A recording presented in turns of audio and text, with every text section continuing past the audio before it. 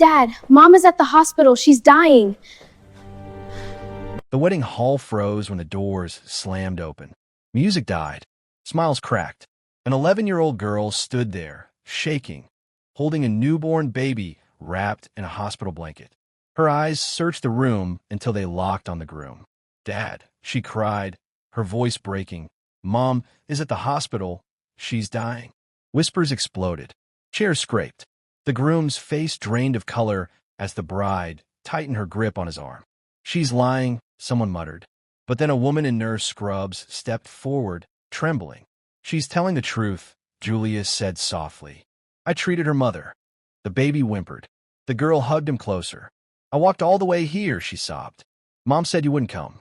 In that moment, love collided with lies, and a perfect life began to fall apart. Secrets clawed their way into the light. And that's where her story truly began. Before we dive deeper, please, if you're listening to this right now, I want to prove my stepmom wrong. She said I can't even reach 1,000 subscribers. Help me show her that stories like this matter.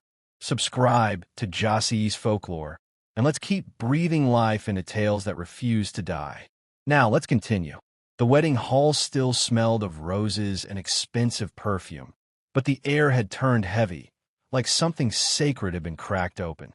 Guests who had been smiling moments ago now stared in disbelief at the little girl standing near the entrance. She was small for her age, her sneakers dusty, her dress wrinkled like she had slept in it. In her arms, the newborn baby whimpered softly, unaware that his arrival had just split a life in two. Emily's arms trembled, but she refused to lower the baby. Her eyes stayed fixed on Mark, the man in the tailored tuxedo who suddenly looked like he didn't recognize himself anymore. He had built this moment carefully. The grand hall, the violinists, the perfect bride. Everything was supposed to erase the past. Instead, the past had walked straight in, barefoot and breathing. "Someone get her out of here," Sarah whispered sharply, her smile frozen like glass. She leaned toward Mark, her manicured nails digging into his sleeve. "This is a joke, right?" Mark swallowed. His throat felt dry. The room waited. Emily took one shaky step forward. "I didn't want to come," she said, her voice small but clear. "Mom said you were busy, but the nurse said she might not make it." A low murmur rippled through the crowd. Phones slowly began to lift.